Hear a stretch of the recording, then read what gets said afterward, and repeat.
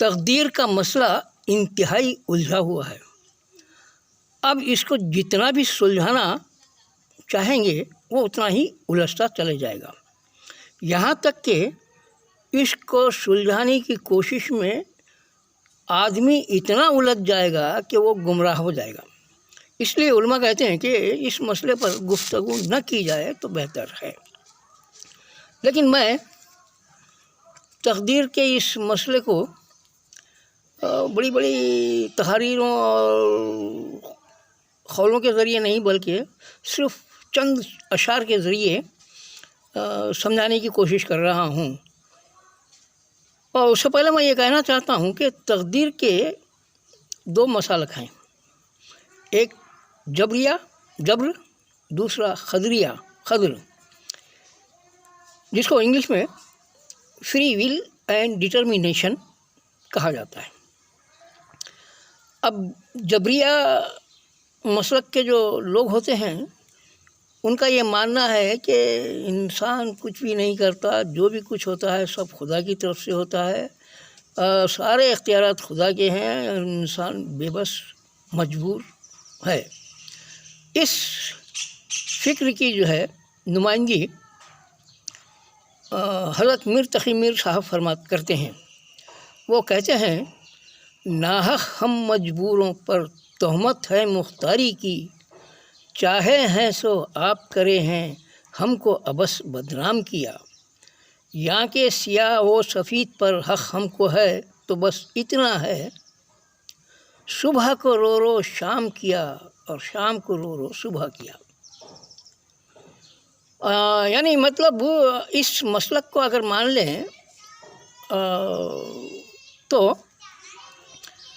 فرعون، حامان، شداد، نمرود، چنگیز اور ایسے کئی انتہائی ہزاروں لاکھوں کے قاتل تک روز محشر یہ کہیں گے کہ اللہ تو نے جو ہماری تقدیر لکھ دی اسی تقدیر کے مطابق ہم نے کیا،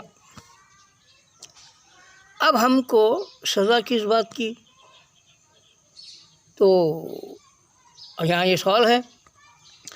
اب اس کو سزا کا مستحق قرار دینے کے لیے آدمی میں اختیار کا ماننا ضروری ہے کہ وہ اختیار اس کو ہے، اور وہ اس اختیار سے جو کام کرتا ہے انہی کاموں پر اس کی پوچھ تاچھ ہوتی ہے اور اس کو سزا ملتی ہے. تو اور یہ اختیار بھی جو ہے اس کا پابندی کے تحت ہوتا. اس مسلک کے جو ہے نمائندے حضرت امجد حیدرآبادی ہیں. وہ کہتے ہیں پابند خیال میری تقریر رہی، آزادی پہ بھی پاؤں میں زنجیر رہی، تھا حکم خدا کا جتنا کوشش کرتی، تدبیر بھی وابستہ تقدیر رہی. یعنی ہم جو کہتے ہیں وہ بھی خیال کی پابند ہے، اگر خیال میں نہ آئے تو ہم کچھ کہہ نہیں سکتے.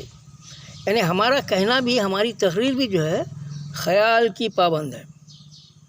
خیال اگر ہے، جیسا خیال ہے ویسا کہا جائے گا. اور یعنی آزادی ہے، لیکن یہ آزادی پہ بھی کیا ہے؟ پاؤں میں زنجیر ہے. یعنی تدبیریں کرتا ہے آدمی بہت کچھ، لیکن تدبیر وہی کامیاب ہوتی ہے جو منظور خدا ہوتی ہے، یعنی تقدیر میں جو لکھی ہوئی ہوتی ہے، یعنی وابستہ تقدیر ہوتی ہے، جس کو انگلش میں یوں کہو کہ صاحب وہ مین پرپز بٹ گاڈ ڈسپوزز. یہ آدمی بہت کچھ سوچتا ہے لیکن ہوتا وہی ہے جو خدا کو منظور ہوتا ہے. اب کیا ہے یہاں پہ صاحب؟ جبر اور قدر کے درمیان کا وہ جو راستہ ہے اس کے حساب سے آدمی کو اختیار جتنا ہے وہ اختیار کے دائرے میں رہ کے جو کام کرتا ہے اس پہ اس کو پوچھ تاچھ ہے. ایسے ہی ایک شخص نے حضرت علی کرم اللہ وجہ سے دریافت کیا کہ حضرت آدمی کو اختیار کتنا ہے اور مجبور کتنا ہے وہ۔